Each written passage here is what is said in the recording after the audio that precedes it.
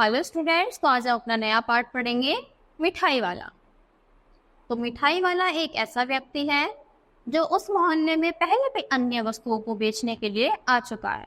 उसकी मनमोहक आवाज को सुनकर बच्चे उसके पास भागे चले आते हैं। श्री भगवती प्रसाद वाजपेयी जी ने अपनी सशक्त लेखनी से मिठाई वाले का इतना सजीव रेखा चित्र प्रस्तुत किया है कि पाठक मंत्रमुग्ध होकर अपनी भावनाओं के साथ स्वयं भी अभिभूत हो जाता है। तो देखो, मिठाई वाला है और सब लोग उसकी आवाज से इतने ज्यादा खुश हो जाते हैं कि नाम से, आवाज से पहचान लेते कि हाँ भाई आ गया। और अब तो मिठाई वाला है, उससे पहले वो और चीजें भी बेचने आ चुका है। तो सबसे पहला दृश्य क्या है? बहुत ही मीठे स्वर के साथ वह गलियों में घूमता हुआ करता, बच्चों को बहलाने वाला खिलौने वाला। तो क्या था? खिलौने यानी खेल वाला। तो खिलौने बेचा करता था और बच्चों को बहलाने का काम करता था।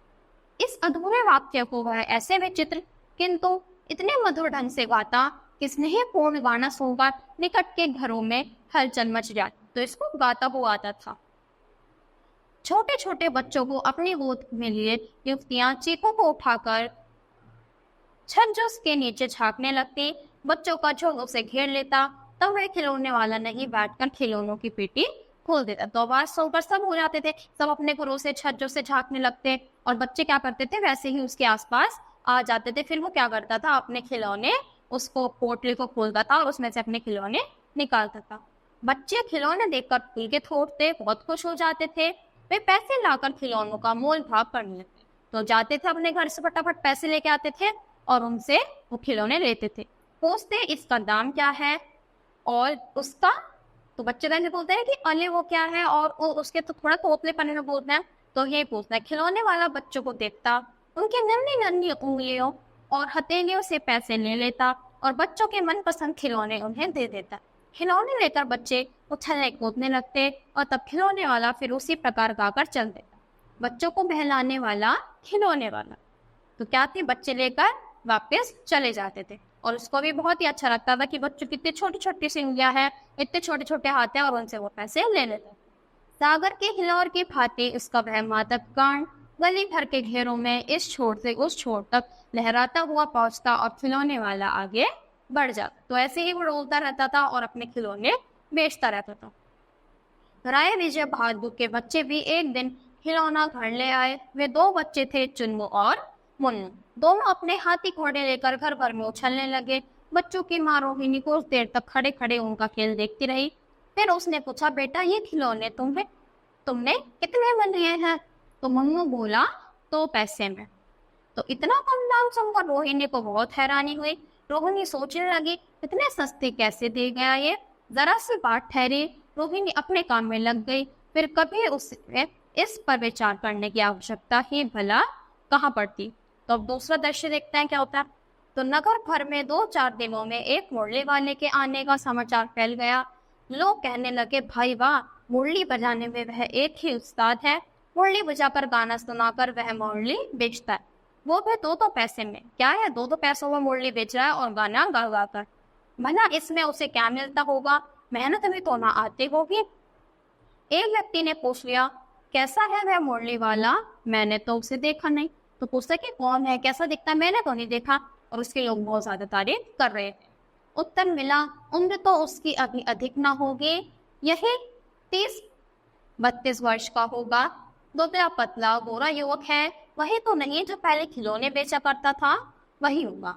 तो बोलते कि कहीं वो तो नहीं जो पहले खिलौने बेचता था। तो फिर दूसरा कहता कि हाँ हाँ, शायद वही होगा।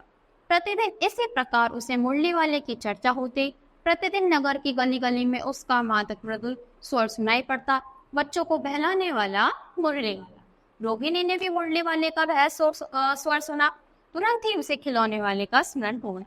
तो देखो, उसे क्या है, एकदम पता चल जाता है, एकदम उसे आता जाता है कि ये तो वही है। उसने मन ही मन कहा, खिलौने वाला भी इस तरह गा गा कर खिलौने बेचा करता था। तो बोलता कि जैसे ये है वैसे खिलौने वाला भी ऐसे ही बेचता था गा गा कर। रोहिणी उठकर अपने पति विजय बाबू के पास गई। बोली, जरा उस मुरली वाले को बुलाओ तो चुन्नू मुन्नू के लिए मुरली ले लो। तो बोलते हैं कि चलो उसे बुलाओ और इन बच्चों के लिए क्या ले लो, मुरली ले लो। क्या जाने यार फिर किधर आए ना आए। तो बोलते कि क्या पता फिर इधर को आए ना आए, तो अब आया है तो इन दोनों बच्चों के लिए मुरली ले लो। विजय बाबू समाचार पत्र पढ़ रहे थे। वे दरवाजे पर आकर मुरली वाले से बोले, क्यों भाई, किस तरह देते हो मुरली? किसी की टोपी गली में गिर पड़ी, किसी का जूता पार्क में ही छूट गया, इस तरह दौड़ते हाँफते हुए बच्चों का झुंडा पहुंचा। हमें दो हमें दो, सब एक साथ बोल रहे थे। देखो सब बच्चे आ जाते हैं और ये पूछ ही रहे थे कितने की है, और फिर कोई क्या हो, किसी बच्चे का जूता ही निकल गया, किसी का कुछ रह गया, चप्पल रह गई, पर तब भी भागते हुए उसके पास आ गए और बोलते हैं कि पहले हमें दो और पहले हमें। मुरली वाला हर्ष से गदगद हो उठा और बोला, हाँ हाँ, सबको देंगे। दी तो वैसे 3-3 पैसे के हिसाब से है, पर आपको 2-2 पैसे में ही दे दूंगा बाबूजी। विजय बाबू मुस्कुराकर बोले, तुम लोगों की झूठ बोलने की आदत होती है, देते होंगे सभी को 2-2 पैसों में, पर एहसास का बोझ मेरे ऊपर लाद रहे हो। तो बोलते कि तुम झूठ बोलते हो ऐसे कि सबको तुमने 2 में दिया होगा, पर बोल रहे हो कि सबको 3 में दिया, तुम्हें 2 में दे रहा हूँ। तो मुरली वाला अचकचाकर बोला, बापूजी, इनका असली दाम 3 ही पैसे हैं, आप कहीं से भी 2-2 पैसे में ये मुरलियां नहीं पा सकते। मैंने तो पूरी 1000 बनवाई थी, तब मुझे इस भाव पड़ी है। विजय बाबू बोले, अच्छा अच्छा, मेरे पास ज्यादा वक्त नहीं है, जल्दी से 2 मुरलियां निकाल दो। 2 मुरलियां लेकर विजय बाबू फिर मकान के भीतर पहुंच गए। तो 2 लेते हैं और बोलते कि फटाफट दे दो, मेरे पास इतना टाइम नहीं है, और वापिस अपने अंदर जाकर बैठ जाते हैं। मुरली वाला देर तक उन बच्चों के झुंड में मुरलियां बेचता रहा। उसके पास कई रंग की मुरलियां थी। बच्चे जो रंग पसंद करते, मुरली वाला उस रंग की मुरली निकाल कर देता। यह बड़ी अच्छी मुरली है, तुम यही ले लो बाबू, राजा बाबू, तुम्हारे लायक तो बस यह है। हाँ भैया, तुमको वही देंगे, यही लो। तुमको वैसी ना चाहिए, ऐसी चाहिए, यह नारंगी रंग की, अच्छा ले लो। पैसे नहीं है, अच्छा अम्मा से पैसे ले आओ, मैं अभी बैठा हूँ, तुम ले आओ पैसे। अच्छा यह लो, तुम्हारे लिए मैंने पहले से ही निकाल रखी थी, तुमने अम्मा से पैसे ठीक तरह से मांगे, तुम्हारी माँ के पास पैसे नहीं है, अच्छा तुम भी यह लो, अच्छा तो अब मैं चलता। तो ऐसे ऐसे बोलता था कि चलो अच्छा तुम्हारे पास पैसे नहीं है, कोई बात नहीं, अम्मा से ले आओ। और फिर कहता है, जाओ मैं यहीं बैठा हूँ, मैं कहीं नहीं जा रहा, ले आओ। तो सबको मुरली देकर फिर वो क्या करता था, वहां से चला जाता था कि चलो बच्चा वो मैं चलता हूँ। इस तरह मुरली वाला फिर आगे बढ़ा। अब आता है तीसरा सीन। आज अपने मकान में बैठी हुई रोहिणी मुरली वाले की सारी बातें सुनती रही। आज में उसने अनुभव किया कि बच्चों के साथ इतने प्यार से बातें करने वाला फेरे वाला पहले कभी नहीं आया। फिर वह सौदा भी कैसे सस्ता बेचता है और आदमी कैसे भला जान पड़ता है। तो बोलते हैं कि इतना सस्ता बेचता है, बच्चों से भी इतना प्यार से बात करता है, तो ये कोई आदमी उसको जान नहीं सकता। समय की बात है, जो बेचारा इस तरह मार फिरता है, पेट जो ना कराए सो थोड़ा। फिर चौथा दृश्य, सर्दी के दिन थे, रोहिणी स्नान करके अपने मकान की छत पर बाल सुखा रही थी। उसी समय नीचे गली में सुनाई पड़ा बच्चों को बहलाने वाला मिठाई वाला। मिठाई वाले का यह स्वर परिचित था। झट से रोहिणी नीचे उतर आई। वह दादी से बोली, जरा उसे बुलाइए ना, बच्चों के लिए मिठाई ले लो। तो उसको क्या था, उसे वो बहुत ही सही लगता था कि मतलब इतना वो है, इतनी मेहनत करता है, और ये सब तो लोग उसके बारे में सोचते ही नहीं है। तो फिर वो जैसे ही उसके बात सुनती थी बोलती थी कि इसको बुलाइए और इससे कुछ मिठाई ले लीजिए। दादी उठकर बाहर आकर बोली, ए मिठाई वाले, इधर आना। मिठाई वाला निकट आ गया, बोला, माँ कितनी मिठाई दूं? नई तरह की मिठाइयाँ हैं, रंग बिरंगी, कुछ कुछ खट्टी, कुछ कुछ मीठी और जायकेदार। इन गुणों के अतिरिक्त ये खांसी को भी दूर करती हैं। कितनी दूं? पैसे की सलाह देता। तो बोलते कि बताओ कितनी दूं, बहुत तरह तरह की मिठाइयाँ आई है। दादी बोली, 16 तो बहुत कम होती है, भला 25 तो दे दे। तो बोलते कि ठीक है, 16 नहीं, कम से कम 25 दे दे।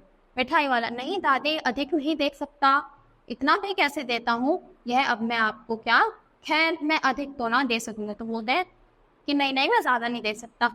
रोहिणी दादी के पास ही बैठी थी, बोली, दादी फिर भी काफी सस्ती दे रहा है, 4 पैसे की ले लो, ये रहे पैसे। मिठाई वाला मिठाइयाँ गिनने लगा।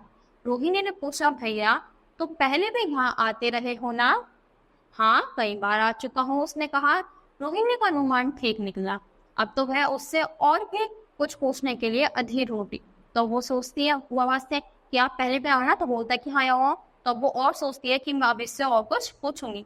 वह बोला, मिलता तो क्या है, यही खाने भर को मिलता जाता है, कभी नहीं भी मिलता है, पर हाँ संतोष धीरज और कभी कभी असीम सुख जरूर मिल जाता है। और यही मैं चाहता। तो बोलता है कि मैं इतनी सस्ती देता हूँ, मुझे कुछ तो मिलता नहीं, और कभी कभी ना भी मिले तो मैं इस चीज़ को खुश रहता हूँ कि जो मुझे सुख मिलता है इन बच्चों को ये चीज़ें देखा। सो कैसे, वह भी बताओ। अब व्यर्थ में जन बातों की चर्चा क्यों करो, उन्हें आप जाने ही दें। उन बातों को सुनकर आपको भी दुख होगा कि छोड़ो, मैं नहीं बताऊंगा, और अगर मैं बताऊंगा तो मतलब आपको भी उन चीज़ों को देखकर क्या हो जाएगा, दुख हो जाएगा। तो फिर ऐसी चीज़ें रहने दो। जब इतना बताया है तो और भी बता दो, मैं बहुत उत्सुक हूँ, तुम्हारा खर्चा ना होगा, मैं और भी मिठाइयाँ ले लूँ। तो बोलते कि अब इतना बता दिया तो ये भी बता दो, और मैं तुमसे और मिठाई ले लूँगी। गंभीरता से मिठाई वाले ने कहा, मैं भी अपने नगर का प्रतिष्ठित आदमी था, मकान, व्यवसाय, गाड़ी घोड़े, नौकर चाकर सभी कुछ था मेरे पास। स्त्री थी, छोटे छोटे 2 बच्चे भी थे। वह वह सोने का संसार था। सुख संपत्ति थी, बच्चे ऐसे सुंदर थे जैसे सोने के सजीव खिलौने। उनकी अटखेलियों के मारे घर में कोलाहल मचा रहता था, यानी शोर मचा रहता था। विधाता की लीला अब कोई नहीं है, प्राण निकाले नहीं निकले, इसलिए अपने उन बच्चों की खोज में निकला हूँ, वे सब होंगे तो यहीं गए। तो बोलते हैं कि अब कोई भी नहीं है, और मैंने प्राण निकालने की कोशिश करी पर क्या करूँ, निकले ही नहीं, और मैं इसीलिए उन्हें ढूंढते हुए इधर उधर निकल जाता हूँ कि कहीं ना कहीं वो मुझे मिल ही जाएंगे, होंगे तो यहीं, आखिर कहीं ना कहीं तो जन्म में ही होंगे। इस तरह मैं जीवन में कभी कभी अपने उन बच्चों की एक झलक सी इन मिल जाती हैं। तो बोलते हैं कि कहीं ना कहीं ना उन्होंने जन्म लिया होगा, और मैं यही सोचकर खुश हो जाता हूँ कि मैं क्या करता हूँ, उन बच्चों को उनमें अपना बच्चे देख लेता हूँ। ऐसा जान पड़ता है जैसे वे इन्हीं में उछल उछल कर हंस खेल रहे हैं। पैसों की कमी थोड़े ही है, आपकी दया से पैसे तो काफी है, जो नहीं है इस तरह उसी को पा जाता हूँ। रोहिणी ने मिठाई वालों की ओर देखा, उसकी आंखें आंसू से तर थी। तभी चुन्नू मुन्नू आकर मिठाई मांगने लगे। उसने दोनों हाथ में मिठाई भर दी। रोहिणी ने पैसे दिए तो बोला, अब इस बार ये पैसे ना लूंगा। पेटी उठाकर वह आगे बढ़ गया, और उसकी आवाज गूंजने लगी, बच्चों को बहलाने वाला मिठाई पर। तो देखो क्या था, वो उन बच्चों में अपने बच्चे ढूंढता था। इसका अच्छा खासा परिवार था, पैसा भी ज्यादा था, पर वो क्या हुए थे, वो सब छिन चुके थे, मर चुके थे, और वो इन बच्चों में अपने बच्चों की झलक देखता था। तो इस पाठ में बच्चों यही था। आज के लिए इतना ही। Thank you.